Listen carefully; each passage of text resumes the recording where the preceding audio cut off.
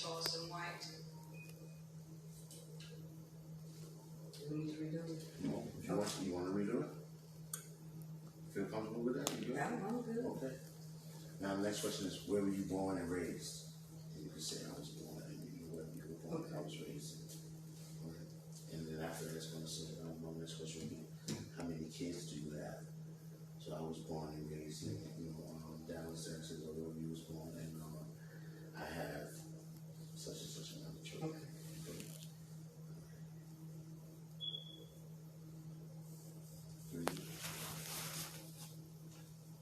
I was born in Fort Worth, and I have 3 children, biological children. 2 boys, with Charleston being the youngest boy, and I do have a daughter that's 30.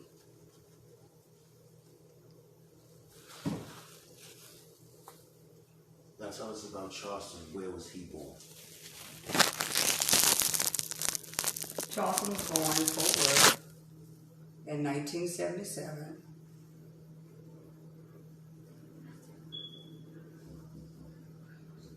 Charleston was born in Fort Worth in 1977. What was the name of the hospital? You want the name of the hospital? Well, just to give it a little bit more detail. What was the name of the hospital? He was born in April, May, June, July, whatever you Okay. Okay. You want to redo that for me? Okay. Got on that shirt on.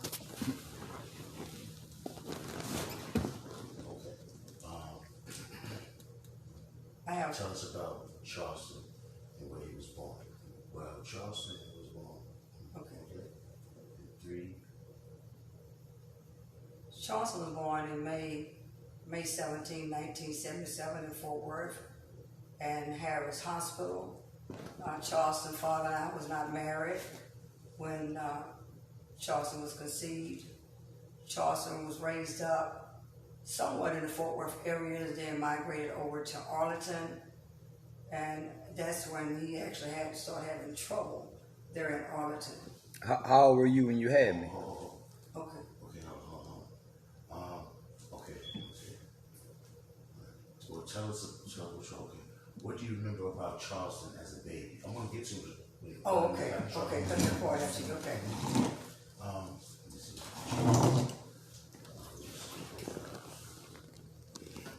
You want me to show a picture of Charleston as a baby? You got one of me and my dad? Yeah. Let's see how it shows. Okay.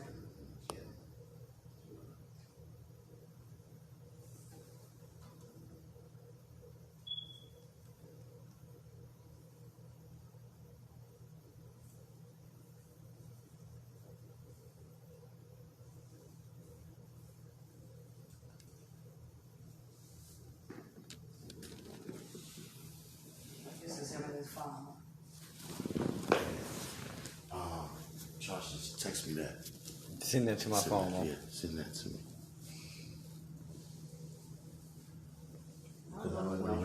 I'd rather use Send it to my phone. The phone image. Yeah, just send it to my phone, then I'll send it to his phone. But which phone? Don't matter. Oh, okay. Y'all want that light? He needs No, that I light. don't. Yeah. That's better. That's better.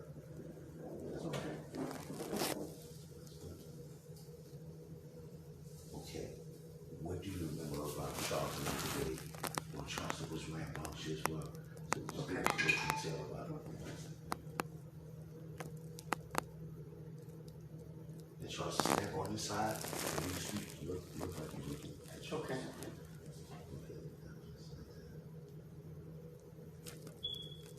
As I said, Charleston was born in May 17, 1977. Charleston was born with no problem, no issue, was a bubbly, loving, sweet baby. And he was, he was, everyone just loved him. Oh, no, it started over. Okay. Yeah, you can look at me. I was trying to see if it, how would it look when it was So when I say that, what part do I need to go to? We're going to start over. What do you remember about Charleston as a baby? Okay.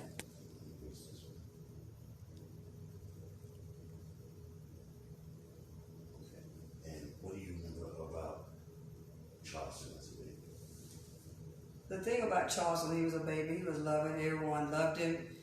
He was a happy baby. He had a lot of love. He was a loving baby. He was very smart at an early age.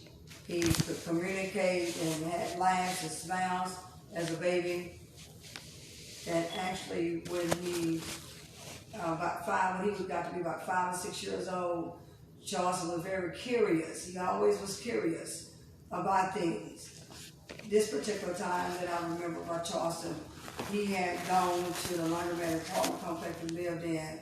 Some kind of way he got his leg over into a wash machine, and he broke his fibula and his tibia, and he was in the hospital for quite some time.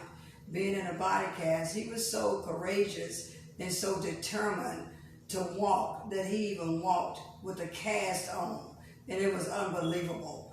But he did that, and he healed pretty well.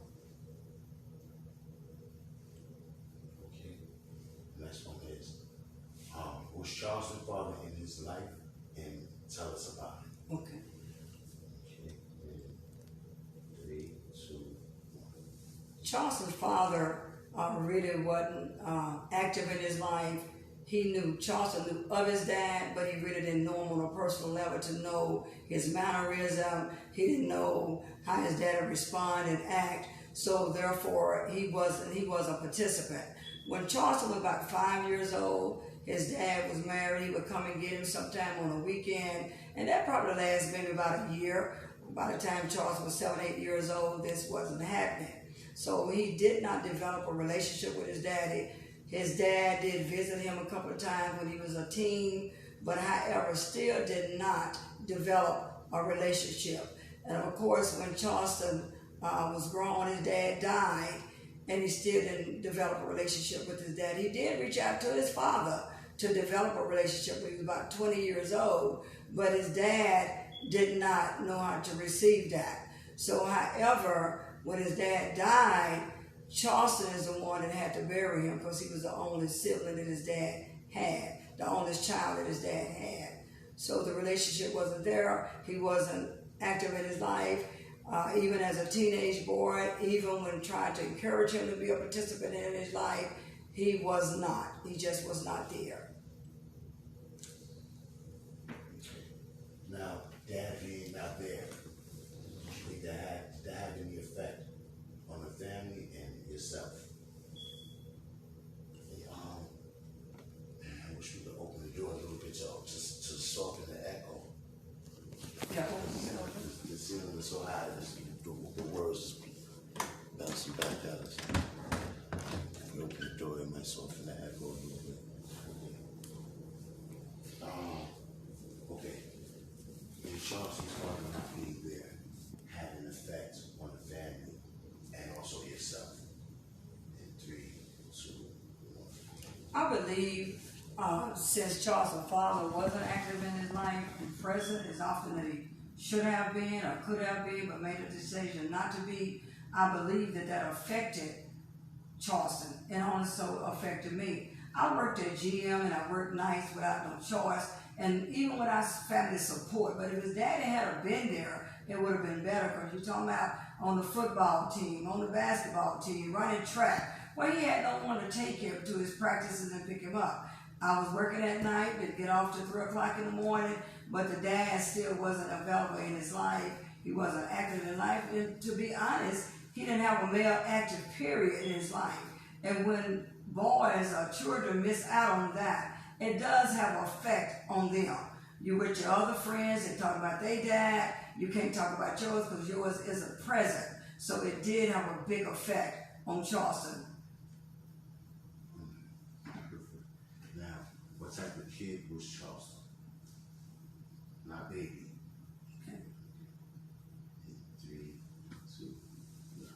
Charleston as a kid, a teen kid, being the baby boy, Charleston was smart. He was determined, still curious, but very smart and intelligent. Yes, ma'am, no, ma'am. He was respectful. He had friends that he got along with. And I think one of the things that happened when Charles was about 14 years old, I became pregnant with his sister. And Charleston had a hard time with that, to the fact that I was talking about putting him in counseling. And he was like, no, Mama, I don't need to go to counseling. And but that affected him. And what he stated to me, well, Mama, you could have had another boy. And my response to him was, well, if I had another boy, then you wouldn't have been a baby boy, son. But this is what happened, and we have to live with this. And he was 14 years old at that time, but he was a good kid, good student, got in trouble here and there, but nothing major at the schools. But he was respectful. All the teachers liked him.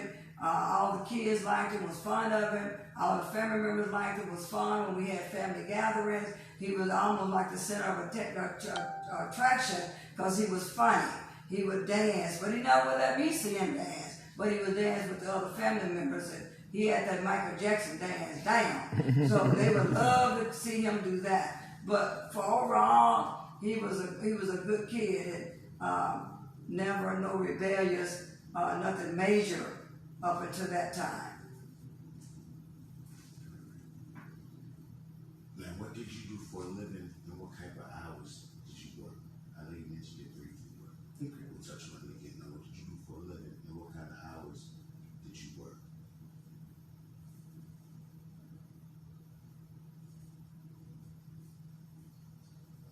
During the time when Charleston was a teen, I was employed at General Motors Corporation there in Arlington.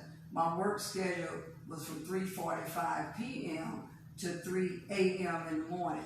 Without having family support, without having anyone to assist me with my two boys at the time, I have an older son. Then Charleston and his oldest brother was left alone. At one point, Charleston had an accident which affected his eye. He had to have medication put in his eye to help him where he fractured his cornea. And that happened by him running into a pole where he had injured his eye with playing with a pencil, making a slingshot out of it with a rubber band and a number 2 pencil.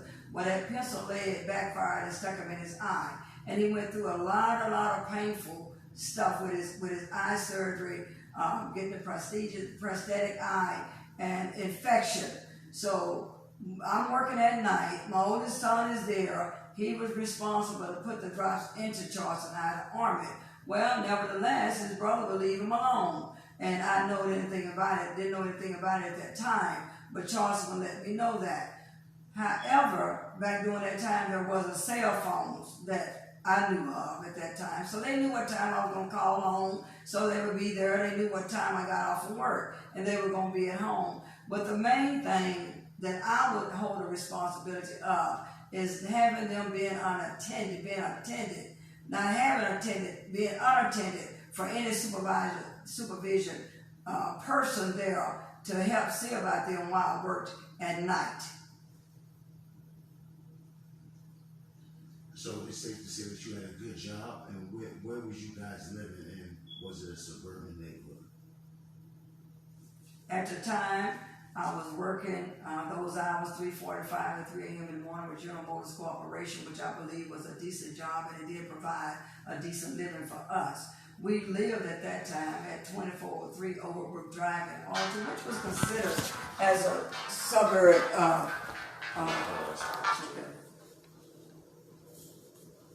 Hello. Yeah.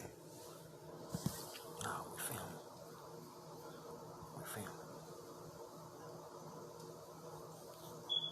My work schedule was from 3:45 p.m. to 3 a.m. in the morning. Just check my audio. Sounds great, though. The audio sounds perfect. So we just have to do that part over there. Okay, which part? Where? So it's safe to say that you had a good job, and where were you living, and how you set up? I wrote down the address, but I was going to just repeat that. Okay. And then we'll go on from there. And read. At the time, I had a good job, what I considered a good job, General Motors Corporation there in Arlington, Texas. We lived at 2403 Overbrook Drive, which was a nice neighborhood. We lived right next door to a police officer and his wife, and the other side of us was another couple that had a high powerful job, and I considered us living in a distant neighborhood at that time. and I didn't get off from work at 3 a.m. in the morning, and they knew that that's what time I got home, so certainly they were going to be home by that time. Now, when did Charleston start getting into trouble, and did you try to discipline him? So it's a two-part question. Okay. Okay. And 3, 2.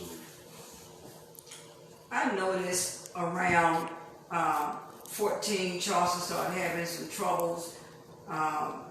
The next door neighbor, which was a police officer, came and knocked on my door one morning and said, do you know your child has snuck out of the house? He just snuck out of the house. I'm like, oh no, he's in the bed. But he wasn't in the bed. He had made a dummy that looked like he was in the bed. He and my nephew had. So that's when I realized the trouble had started. Another thing that happened that I realized something had happened that was started with him. He had some money one time, and I said, boy, where do you get this kind of money from? He said, oh, Mama, the next door neighbor gave it to me. I did some work for him, and I really believed it and trusted him because he really didn't. I didn't think at the time that he lied to me about anything. So, of course, I did check it out and went and talked to the neighbor across the street. Come to find out he was shooting dice. So the man, I talked to him about that. And so I tried to interact, and I took a leave of absence from a job, just try to see what kind of mentorship I could get from him, like a big brother or something like that. Well, that didn't work. That didn't work out. And I even reached out to his dad, reached out to one of my cousins, which was older, but he really didn't know how to interact with teenage boys. So there I felt like I was just stuck and lost. So with that, he had a friend named Patrick, and Patrick's mom and I are friends today because of the two boys. Patrick went to a church, and the church was youth friendly. So he would go to church with Patrick sometime, and that's where he would get an interaction with a male that would encourage him, and scriptures and this type of thing. And the next thing that I realized that Charleston principal called me and said that Charleston had mooned him. I said, moon you? Moon you? So Charleston came home from school and said, Mama, the principal hit me on the head with a pencil. I said, on the head with a pencil? Why would the principal do that? He said, I don't know, Mama, he just picked me out. But anyway, he wasn't truthful at that point. So of course I went up to the school, had a meeting with the principal, and when the principal told me that the boy had mooned him, my heart just fell. Because I'm like, this is not him. You mean he pulled his pants down, yeah, Mr. So-and-so? And I said, this is not his behavior. So I knew then that something was going wrong. So when I talked to Charleston about it, his head fell down. He was hurt because I was hurt because he know that wasn't what I agreed with. And even though he had been wrong, but he was still my child, but I had been upholding no wrongdoing, and that was just wrong and nothing that I agreed on. And so again, it's like I'm searching. Now this is too much, son. It's going too much. And another thing I remember when I had a baby shower, my daughter, Charleston with his best friend Patrick and his cousin, and I'm not gonna call the cousin's name because he'd get hurt every time I tell him about this. Charleston and him came home the night of the baby shower, and Charleston just fell in the door and fell on the floor. I said, oh my God, what's wrong, son? Well, I found out the boy was drunk. The older boy that came, picked up him and his best friend, which was the first cousin to his best friend, had bought him some beer, which I found out later. So I said, I got to set you up for counseling, Charles, because something is wrong here. So as I searched for counseling, went to my EAP assistants and getting all the information I need from General Motors, what they had available for the employees, then that's when I began to try to seek for some help, some counseling, and maybe we can get to the root cause of what's going on here with him. Not just because I was pregnant and having a child, yes, emotionally that might have affected him, but the other behavior was it was an indication that something was happening with this boy. Now, do you think that his father being absent may have played a part in his behavior? I certainly believe to the depths of my soul that if his dad had been active in his life, his dad would have been a father that God created man to be when they birthed children in the world. Being there because he was on the football team, you know. He was running track, but he didn't have a way to get there because I worked at night, so he had to quit all that. But if his daddy had been in his life, I believe to the depths of my soul that it would have been different. Sometimes, even if fathers just is present, and the child knows that they're present, there's some things you may do, but some things you will not do, because you know that your dad is not going to put up with it. And the reason why I say that is evidence. My son has a son, and his son, certain things he won't do when his dad around. There's certain things that he would tell me, but he'll tell his dad everything. And if my son would have had the father just present in his life, encouraging him, where he can pick up the phone and call and say, Dad, this happened, Dad, that happened. Then the dad could have intervened, and I know without a doubt it definitely would have been different.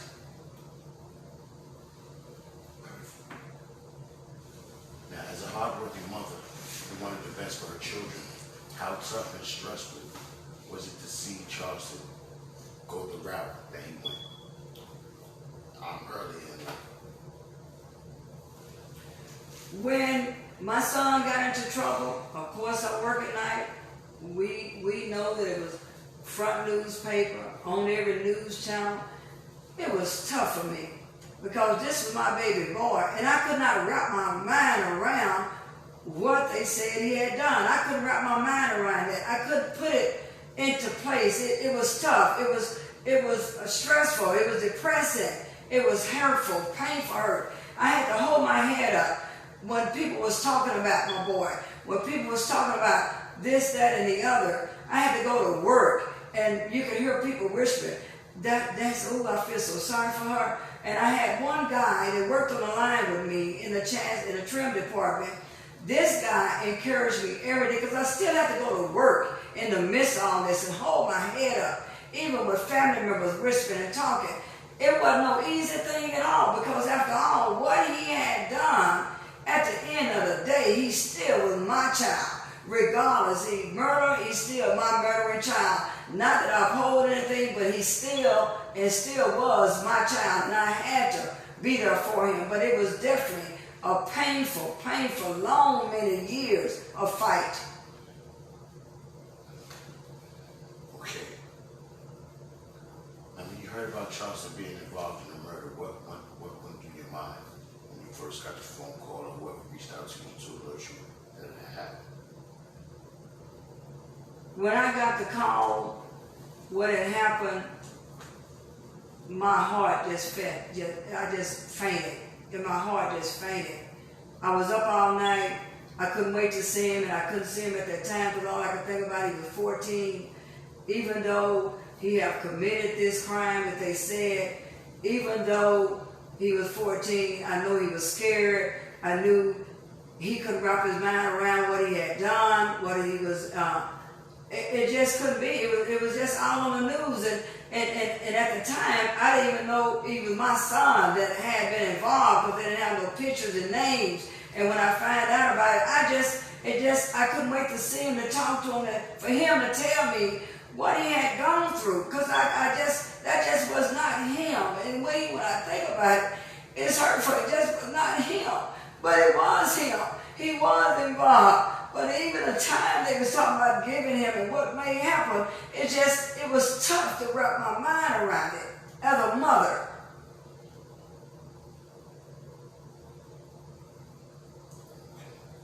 That was perfect. You need a minute? You sure? Mm-hmm. Because the next one may be a tough question as well, okay? Like, this one is going to be, when he was sentenced to prison, what went through your mind? What were your feelings? So we might as well get all the emotional questions out now. All right, so that's the next one, right? Just let me know when you're ready. You okay? One of the things I remember when I came in contact with this, and Charleston was hiding out, I had went to one of these boys that he was with mother's apartment to see if she heard from him, and she said no, but she lied. I knew that she knew, but she lied. And I believe if she didn't allow him to come to her house and let her son, which was her baby boy, out of about 10, 11 children, do what they want to do, that it could have been prevented as well as his dad being present. So when the attorney that I spoke to, which was Carl Mallory, that's deceased now, and when he's saying this, when his determined sentence was just new on the scene, and when they said that he's going to possibly face determined sentence, be tried as a youth now, but 18, be tried as an adult and sent to prison, real prison, and they say he's looking at possibly 40 years, my heart again is fainted. I said, just ain't no way. It just ain't no way. There's no way that this boy, this kid, he's a kid. I know what he did was wrong. He don't really realize what he done. He don't really realize the seriousness of it. 40 years, from age 14. So as we went on went to court. And he did not go to prison, but he went to the TYC facility, which was Giddens. And just to know that he was going to be away, and my concerns, I know that boys get jumped on, boys get raped, boys get misused in these places. But I have to remember that this boy had a part of me in him. And he had a part of his dad too, even though he didn't know him, and he wasn't going down without a fight. So I knew if anybody tried to force themselves on him, they would have to kill him first before he allowed him to do it. And that was one of the things I was fearful of, that he was going to get hurt in one of these places. So I did my research on Giddens. I did my research on it, the determined sentencing when he turned 18 and come back from court. All of that just ran through my mind. At this time, of course, I had my daughter, and she was a little girl. However, going to court, going to trial, listening at this, seeing the game that you play when you're in court, this would testify against that one, that would testify against this one, and this, that, and the other. All that was very painful to know that we had to even deal with that. Most part, he had to deal with it, but we got through it with the help of God. Perfect. Now, the next one's going to be when and before he went to prison, did you give him any words of advice, any words of encouragement because of his age? What was your words to try to build him up, to prepare? Okay. At the time we was going through court and we was talking about it, Charleston and I was talking about what he was looking at and how he was going to be gone from home, and he wasn't going to be home for a while. I assured him of this one thing. Son, you done messed up, but it's not the end of the world. You have to accept responsibility for the action, the part that you played. But as your mother and you as my son, my baby boy, I'm there for you, and I'm going to be there for you. You call me.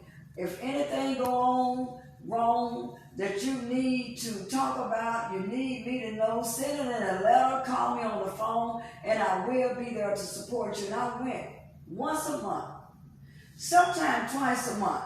Depends on what was going on with Charleston. I would go twice. But I was there every month for many, many, many years until he was released. Now, how was it for you to see your teenage son growing into a man behind bars? In actuality, to see him grow up in a TYC facility, one thing I was glad about, he wasn't actually in the real state prison. But in my mind, in my interaction with him, yes, he might have been 20 when he came home, 18, 19, but he was still a boy in his mind. Because these places don't mature boys to men, even though they grow from boys to adulthood. They may grow in stature, but they're not growing mentally because they can't do it without being out here in the free world to get your counseling with your family, interaction with your family, and encouraging you. So it was hard. Charleston had won something where he had to speak. And this book I had sent to him, he spoke off of it. I think the title of the book was In Pursuit of Man. The Hour of the Man. The Hour of the Man by Miles Monroe, which is one of my favorite writers and speakers. I sent that to him, and that's what he did his speech on, which he got a lot of accolades from. But all at the same time, he was still a boy. And whenever I go, even driving, even thanking God that the road is getting shorter, just my daughter and I, his dad did go only twice. And he went because he could get money from Charleston, wanted to know from Charleston where he wanted the money to go. So Charleston looked at him and said, "You rode down here to ask me where I want the money to go? Where else could it go? My mama is all I know. So it has to go to her." So to look at him, go down there, the phone calls, and knowing he was scared, and when he finally earned a privilege to go on a pass to be out, he went over to some girl's house, I remember this, and he was late. He was scared to go back. And he called us, "Son, you got to go back. You got to go back. It's going to be all right." "No, Mama, but they said if I don't be back, they're going to do this, do that." I said, "Son, you got to go back. There's no other way. You got to go back. You must go back." And there was a couple of men that was his mentor there at Giddens that really did pour in a lot of positive things off to Charleston, and I'm every day grateful for that. And a couple of women did too that was his house parent. Very grateful for that. So he did go back, and he did have a consequence behind that as well. Now, did he change while he was there as far as his mentality, or was he getting worse? From your point of view, what were some of the changes that you might have noticed in him? While he was there, I believe there was some changes that took place in his life, because I know some changes took place in my life. He had accepted responsibility of his action he played. He was remorseful of that as well, I believe. But shortly after that, he came home on a pass, and he appeared to be making the right choice and the right decision at that time, which I was very proud of and couldn't wait for him to get home. I just know that the road was almost over for that part of his life, that he was going to be home and that he could mature into the man that he had already purposed to be. So the changes, those two men that I mentioned that was mentors in his life, he could go to them, that he had them for advocates, and they certainly did do a good job. There's other people that came across his path that he didn't know that encouraged him. So change definitely had taken place, because I didn't get no phone calls that Charleston had done this. One time he had a consequence where they put him in kind of like isolation and made him stand up for 8 hours at a time, and I didn't think that was right. So of course I drove down there during the week and talked to the director. Well, they did straighten it out. But however, I didn't get any more phone calls with no negative complaint. So that alone let me know things had changed. Now, did you know he had joined the gang while he was in prison? And how did you feel about that? In actuality, I know nothing about him joining no gang while he was there at TYC and Giddens. One of the directors told me that, but when I talked to Charleston about it, he always denied it. However, I think he was a wannabe, just want to be a part. In my heart, in my mind, not just because I was his mother, didn't want to believe it, because I believe facts is real and the truth is real. And when you accept the truth, then you can do more about it than having your mind to believe a lie. So, however, Charleston never told me that he was part of a gang. "Oh, Mama, they just say that. They just say that, Mama. They just say that." So when it came time for Charleston to come home at age 18 to go back before the court system, this gang thing came up. And his attorney and I talked about it. I talked to Charleston about it, and he says, "No, Mama, I ain't part of no gang. I'm not. They just say that." But when I found out he really was just lying.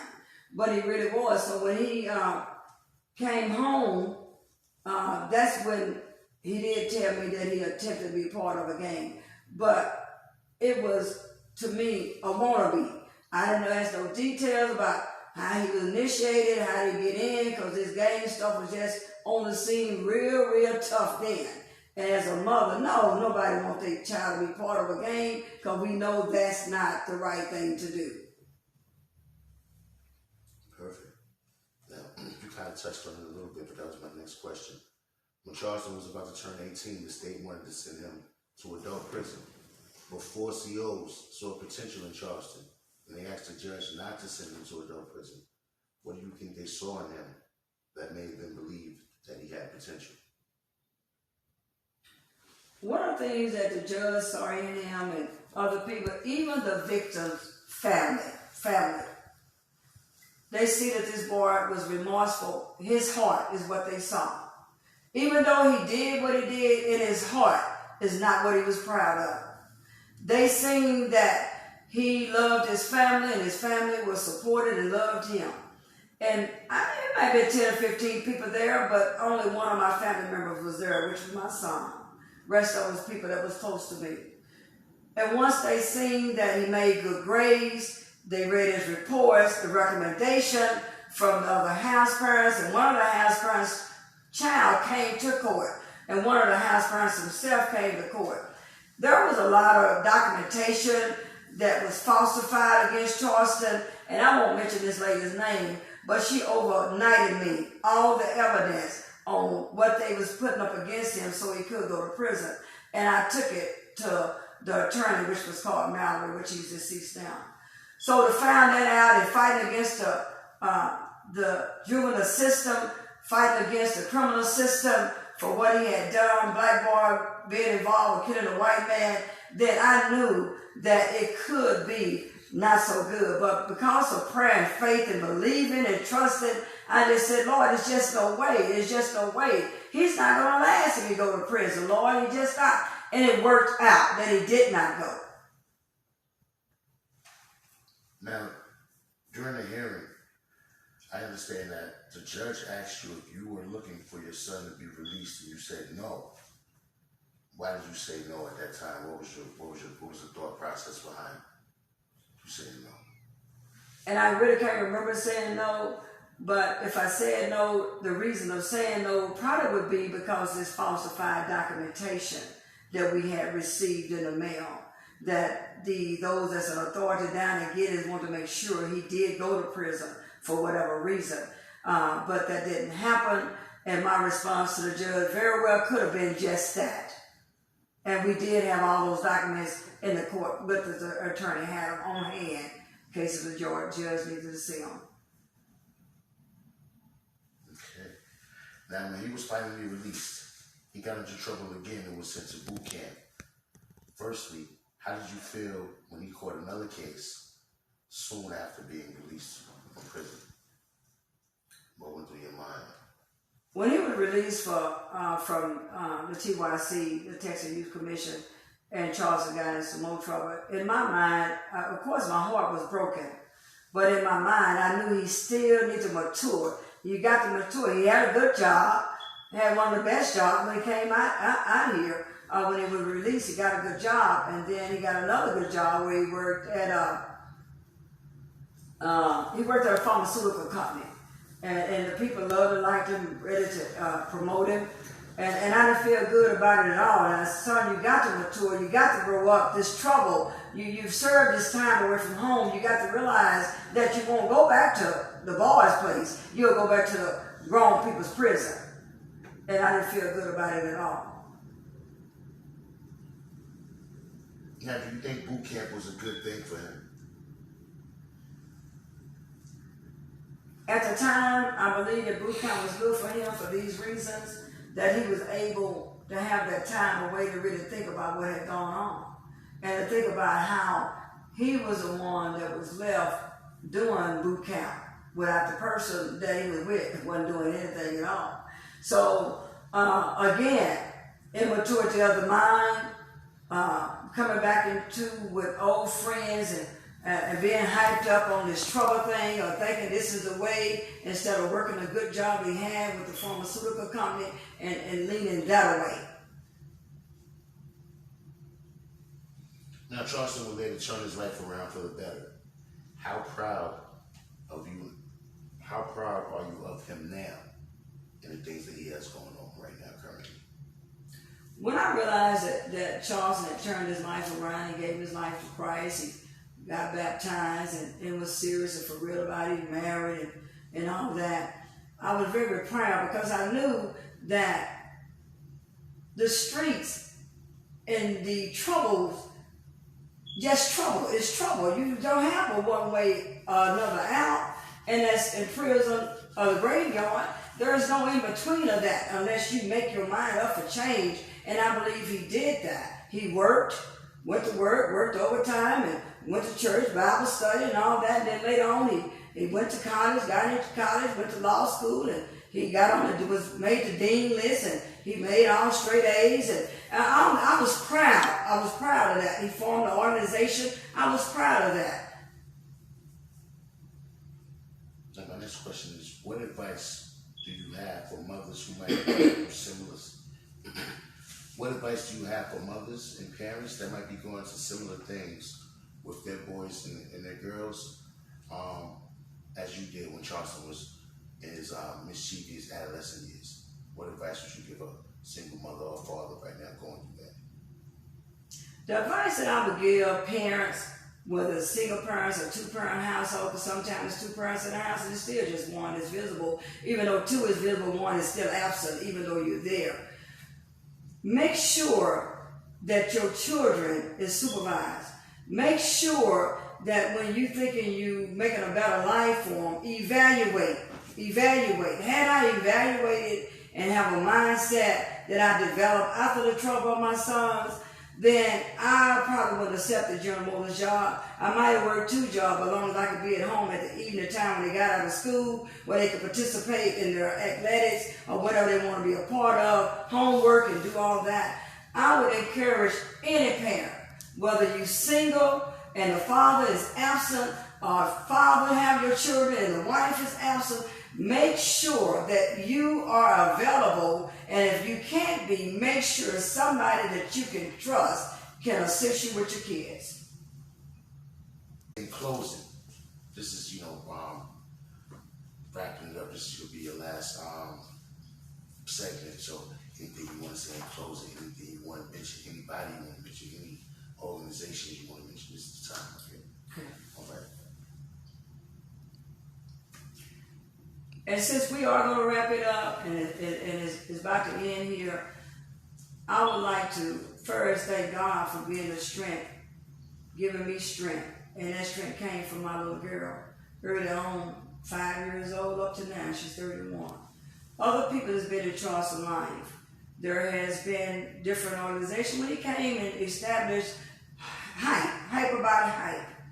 And I have an organization, hype, helping young people, mothers, to stick with their child. Because you got to stick with your children no matter what. It's hurtful. It's sad. It's tear-jerking that you be talking to your family sometime when this stuff happens. But nevertheless, you still got to support and be there for your child or your children no matter what. God's word is the way. I don't care how you flip it, turn it, and slice it up. He has a word and his word for every situation. And when I grabbed a hold to that, that's how I was able to even make it to this point. And even having a son right now at 17 with a life sentence of 99 years that is on his way home, it was tear-jerking, hard. But God's word has sustained me and has sustained my family. And I am proud that in spite of all the trouble that Charleston went through and the thing he has gone through, he is a much better person. He's able to be the father that his father wasn't to his own children. He's able to save their lives and keep his 17-year-old boy and his 12-year-old daughter from going the wrong track. Of course, his son, but we know girls is involved in this stuff more than boys too. So I am proud of that. I thank God for Dewberry and all the other boys that, young men that have been a part of his life, in spite of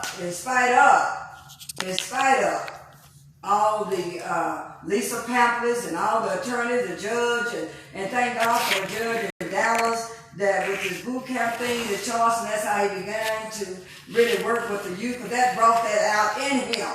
So I'm just grateful for so much, and most of all grateful that God instituted all of it. And regardless of what happened before the foundation of the world, when I learned that God knew it, He knows, that's who I lean on. And that's who y'all should lean on as well.